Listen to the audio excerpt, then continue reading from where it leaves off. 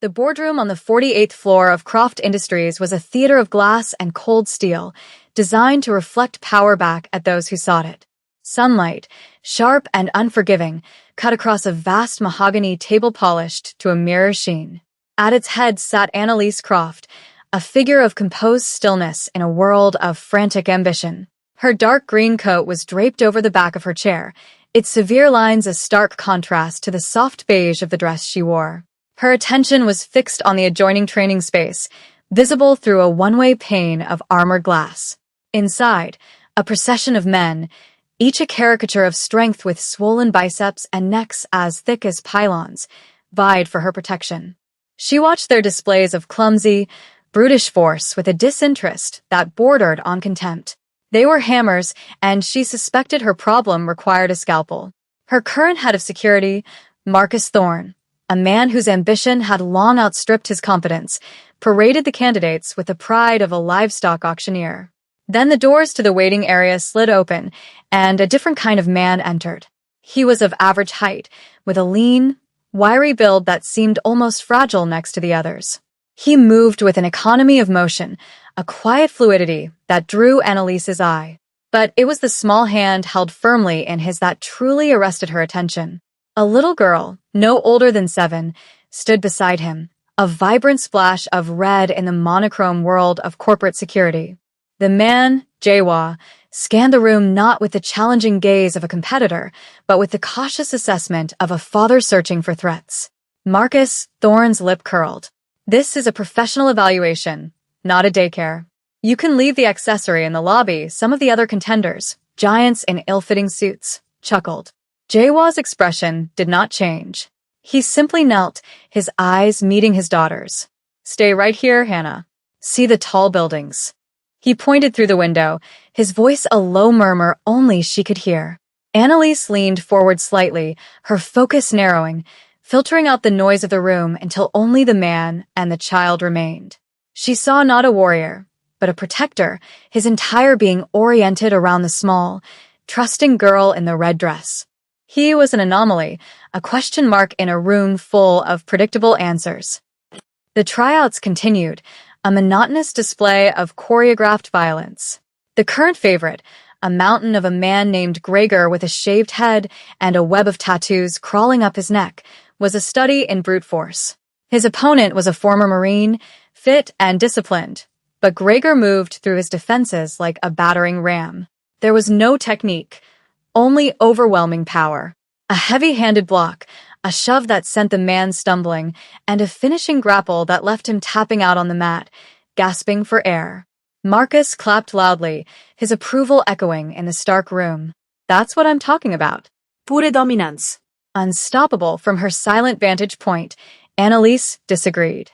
She saw a dozen openings Gregor's wild swings created, moments of vulnerability that a more intelligent fighter could have exploited.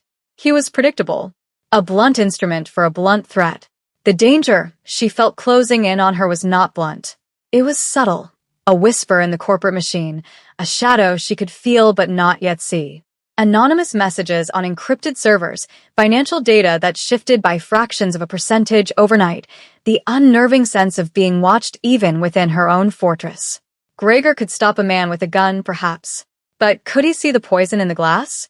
Could he read the lie in a trusted colleague's eyes? She doubted it. Her gaze drifted back to Jaewa. He was sitting on a bench against the far wall, his back straight, a sentinel at rest. Hannah was leaning against his side, her head on his shoulder, tracing patterns on the worn fabric of his trousers. He had taken off his plain jacket and draped it over her, a small, tender gesture that seemed profoundly out of place.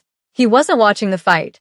He was watching the room, his eyes sweeping across the architecture, the entry points, the faces of the staff moving in the periphery. He was assessing the environment, not the competition. Annalise felt a flicker of something she hadn't felt all day. Curiosity. Marcus was looking for a guard dog. She was looking for a ghost. Marcus Thorne, enjoying the ripple of intimidation Gregor had created, surveyed the remaining candidates. His eyes landed on Jaewa, and a malicious smile spread across his face. This would be entertaining. It would reassert the proper order of things. "You," he barked, pointing a thumb at the quiet man. The father. "You're up." A few of the men snickered again, the sound oily and contemptuous. Gregor, still breathing heavily from his previous exertion, rolled his thick shoulders and grinned, seeing an easy finish. Jawa showed no reaction. He looked down at Hannah, his expression softening. He spoke to her in low, melodic Korean, a language that sounded alien and soft in the harsh, angular room. He took the jacket from her shoulders and carefully folded it, placing it on the bench. "Count for me," he said in clear English, his voice steady. "To 3. Slowly. He kissed the top of her head and walked toward the mat. He moved with a strange, weightless grace, his feet making no sound on the polished floor. Marcus leaned toward one of his underlings. "Get the medic ready. And get this guy's waiver signed." He turned his voice up for the room to hear. "Try not to get hurt in front of your kid." Jawa stepped onto the mat, his posture relaxed, his hands loose at his sides. He faced Gregor, a man who outweighed him by 100 pounds of solid muscle. He gave a short, formal bow, a gesture of respect that Gregor answered with a belligerent snort. Hannah's voice, small and clear, echoed in the sudden quiet. One Gregor charged. It was not a run but a stampede, the mat thudding under his weight. He threw a looping right hook, a punch meant to end the fight before it began. Jawa didn't retreat. He flowed. In a single, liquid movement, he slipped inside the arc of the punch, his left hand rising not to block, but to guide the massive arm past his head. His right hand, held stiffly, jabbed twice, almost too fast to see. Not punches, but surgical strikes. The first to the floating ribs, the second to the brachial plexus nerve cluster in Gregor's shoulder. A jolt of white-hot agony shot down Gregor's arm, making it go instantly numb and useless. His momentum carried him forward, stumbling. Jawa pivoted on the ball of his left foot, his body a whisper of movement. His right elbow came up in a short, brutal arc, connecting precisely with the mastoid process behind Gregor's ear. Gregor's eyes rolled back in his head. He crumpled, not falling but folding, his body collapsing onto the mat like a dropped coat. 2. A profound, echoing silence descended upon the room. It was heavier than the thud of Gregor's unconscious body, thicker than the scent of sweat and fear. The men who had been smirking moments before now stared, their mouths slightly agape, their minds struggling to process what their eyes had just witnessed. It had been over in less time than it took to draw a breath. There had been no struggle, no contest. It was like watching a surgeon remove a tumor, an act of clean, absolute, and terrifying precision. Marcus Thorne's face was a canvas of shock, the smug certainty draining away to be replaced by a pale, slack-jawed confusion. His authority, built on the currency of predictable strength, had just been rendered worthless. He looked from Gregor's still form to the unassuming man standing over him, and for the first time, a flicker of genuine fear entered his eyes. He saw not a competitor, but an executioner. Jawa did not gloat. He did not even look at the fallen giant at his feet. His gaze was already back on his daughter. He stepped off the mat, his movements as unhurried and deliberate as before. He walked to the bench where Hannah sat, her eyes wide not with fear, but with a kind of solemn understanding. 3, she said, her voice soft but firm, completing her task. Jawa picked up his jacket and gently placed it back over her small shoulders, pulling the collar up around her neck. He was a father again. The brief, violent interruption was over. The whole world, for him, had contracted back to this single point of contact, his hand resting on her shoulder. The rest of the room, the stunned faces, the downed opponent, might as well have been on another planet. From behind the glass, Annalise Croft stood up. The movement was sharp, decisive. She pressed a small button on the console in front of her, and her voice, calm and laced with ice, filled the training room. "Mr. Thorne, my office." Now, her command cut through the paralyzed atmosphere like a blade. Marcus flinched as if struck. Annalise's gaze then moved, locking onto Jawa. "You," she said, her voice leaving no room for argument. "Wait here." She turned and walked out of the observation room, her heels clicking with sharp authority on the marble floor. Annalise's office was an extension of her mind, ordered, expansive, and with a view that stripped away all trivialities. The city spread out below the floor-to-ceiling windows, a complex machine of interlocking parts.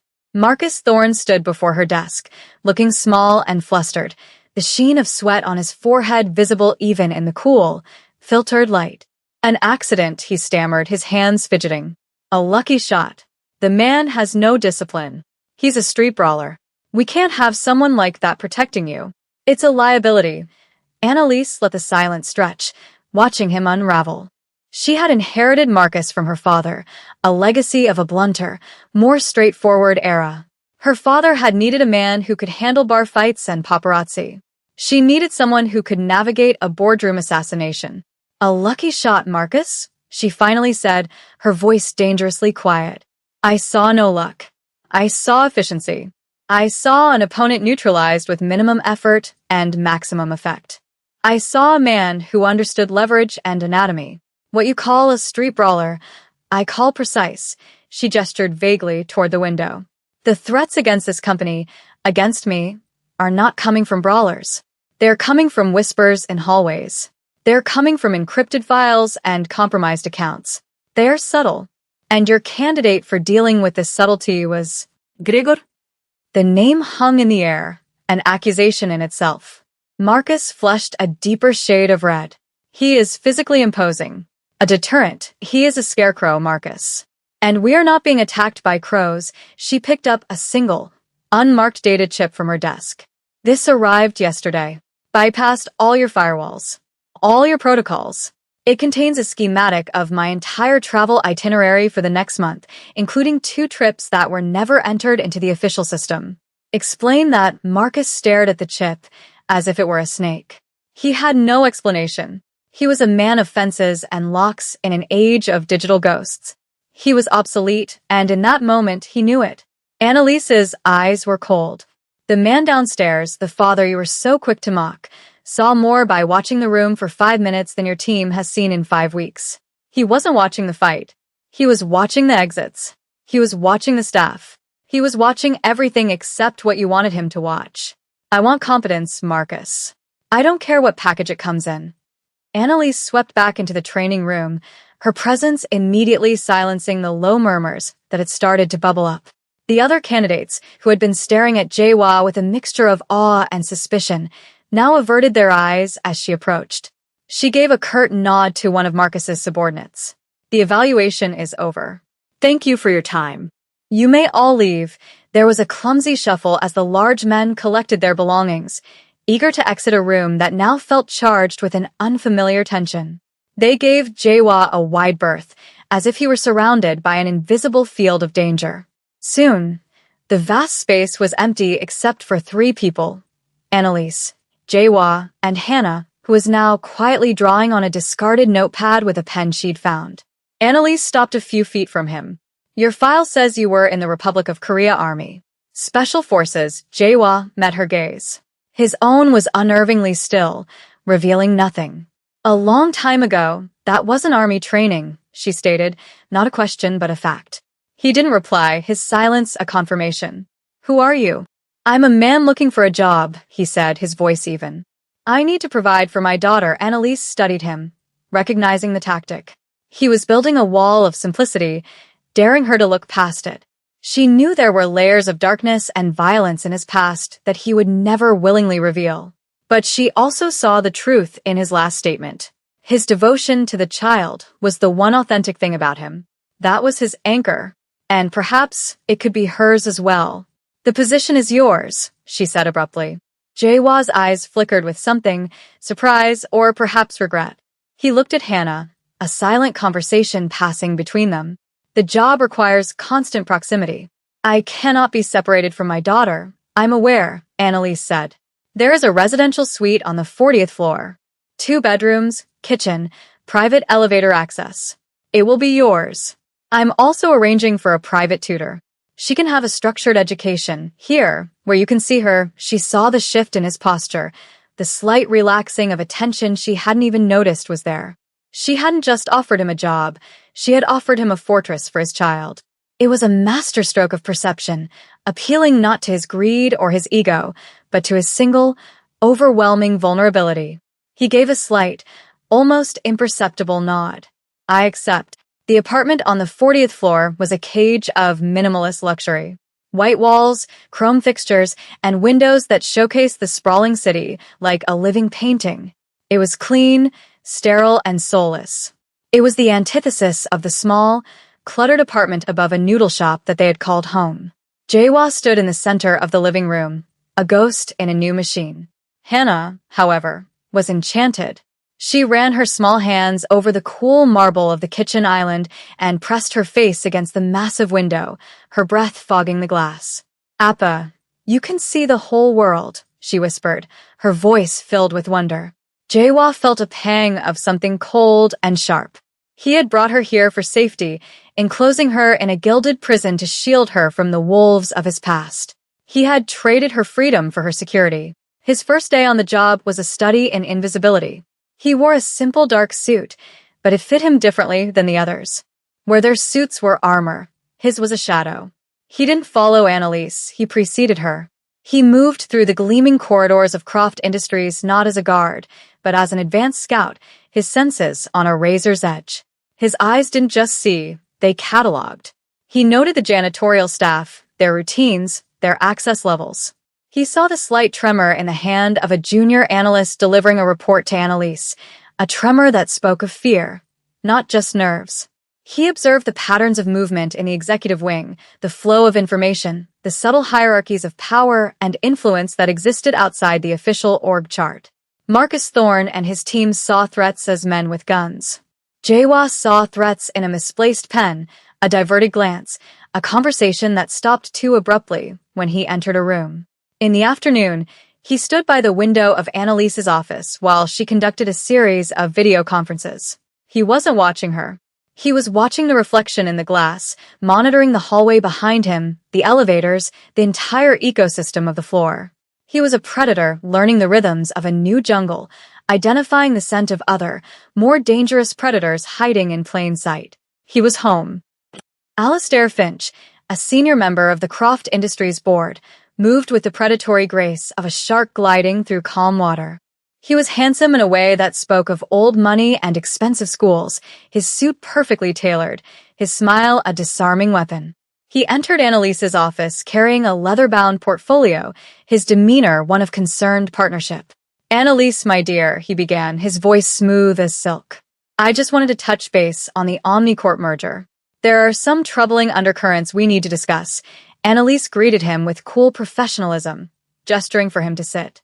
Jaewa stood near the door, motionless, his presence as unobtrusive as a piece of furniture. Alistair glanced at him for a fraction of a second, a flicker of dismissal in his eyes, before turning his full attention back to Annalise. He was the polished adversary, a man who used the language of collaboration to mask his ruthless intent. He spoke of synergy and market consolidation, but Jaewa heard the subtext of annexation and control. He watched Alistair's body language, a language more honest than his words. The easy confidence in his posture, the way his hands were steepled, a gesture of innate superiority. But there was a tell. When Annalise pushed back on a particular point, questioning the valuation of an Omnicorp subsidiary, Alistair's smile tightened for a barest fraction of a second. A micro-expression of contempt, so fleeting it was almost subliminal. But Jaewa saw it. He saw the predator's frustration when the prey refused to walk meekly into the trap. The meeting concluded with handshakes and false promises. As Alistair left the office, Jaewa's eyes followed him. In the hallway, Alistair paused, ostensibly to check his watch. At that moment, Marcus Thorne rounded the corner. Alistair accidentally bumped into him, a clumsy, staged encounter. "Marcus, so sorry," Alistair said, placing a hand on Thorne's arm to steady him. "Lost in thought. No problem, Mr. Finch," Marcus replied, his tone deferential. The exchange lasted no more than 5 seconds. A hand on an arm. A shared, meaningless glance. But Jaewa saw the discreet pressure of Alistair's thumb on Thorne's wrist, a signal. He saw the almost imperceptible nod Marcus gave in return. It was not an accident. It was a confirmation. A pawn acknowledging his master. The pieces on the board were beginning to reveal themselves. The burn of the threat was slow, a creeping heat that was now beginning to lick at the edges of their gilded sanctuary. The next evening, as Annalise prepared to leave for a charity gala, Jawa conducted his final sweep. Marcus's team had already given the car their standard, perfunctory check. Jawa's inspection was different. He didn't just look, he felt. He ran his fingers along the undercarriage, his touch as sensitive as a surgeon's. He checked the pressure of the tires not with a gauge, but with the calibrated force of his thumb. And then he found it. Tucked behind the front left wheel, almost invisible against the dark metal, was a small, freshly scored mark on the hydraulic brake line. It was a professional job, a deep cut designed not to sever the line immediately, but to cause it to burst under the repeated pressure of high-speed driving on the freeway. It would look like a catastrophic mechanical failure. Un tragique accident. He straightened up, his face impassive, but his mind was a storm of calculations. The gala was across town. The route involved a long stretch of open highway. The failure would have occurred at maximum velocity, leaving no chance for survival. He walked to the driver, a man from Marcus's team, who was polishing the hood. "The car is not secure," Jawa said, his voice flat. The driver scoffed. "We just cleared it. It's clean." Jawa didn't argue. He simply opened the passenger door as Annalise approached, her evening gown shimmering under the garage lights. "We will take the backup vehicle," he stated.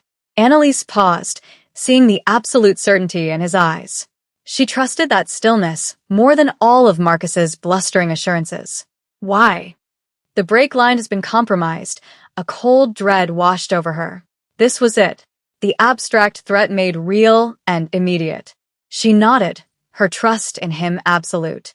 Later that night, after a forensic analysis confirmed the sabotage, she summoned Marcus to her office. He was pale and defensive, offering a litany of excuses. It must have been a manufacturing defect.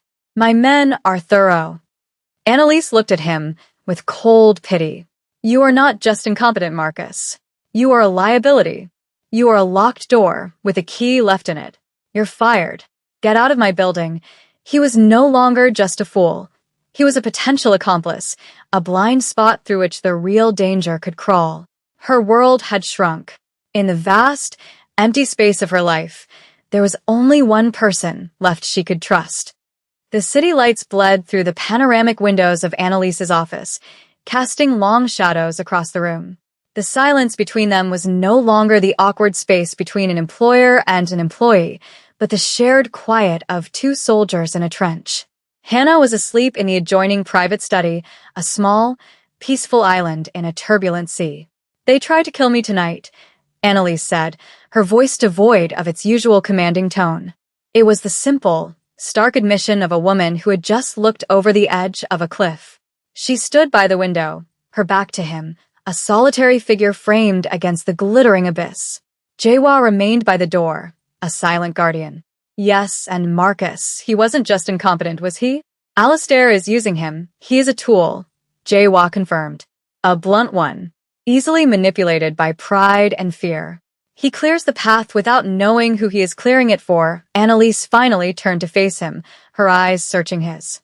The corporate mask was gone, replaced by a raw vulnerability she rarely allowed anyone to see. "I've spent my life building this company into a fortress. And all this time, the enemy has been inside the walls, sitting at my table, smiling in my face. I need to know who I'm fighting." She took a step closer, her gaze unwavering. "And I need to know who is fighting for me." "Who are you, Jawa?" "Not the name on the file." "Who are you really?" He held her gaze, the silence stretching. He had spent years burying that man, constructing a new identity from the ashes of a life he had burned to the ground for his daughter's sake. But the past was not dead. It was merely dormant. He owed her more than a lie. "My name is Jawa," he began, his voice low. "In another life, I was not a soldier. I was an enforcer, the head of a family. A different kind of family. We did not build things. We broke them. I walked away from that world to keep my daughter safe from the men in it. Men like Alistair." He did not say the word Mafia. He didn't need to. She understood. "Alistair isn't just a corporate raider," Jawa continued, the pieces clicking into place for her. "This isn't just about a merger. He has ties to organizations that operate in the shadows. He wants your company, but he wants it clean. Your death would be filed as an accident. The board would approve the Omnicorp rescue merger, and he would take control without a single drop of blood on his hands, officially. This is his endgame. Annalise absorbed the information, her mind racing. The fear was still there, a cold knot in her stomach, but now it was joined by a new, hard resolve. She was no longer a victim waiting for the next attack. She was a queen with her castle under siege. And she had found her champion. He was no knight in shining armor, but something far more valuable. A monster to fight other monsters. "What do we do?" she asked, the word, "we," sealing their alliance. Jawa looked past her, toward the sleeping form of his daughter. His purpose, his entire world, was crystallized in that moment. "We stop waiting for him to attack," he said, his voice a cold promise. "We hunt him first.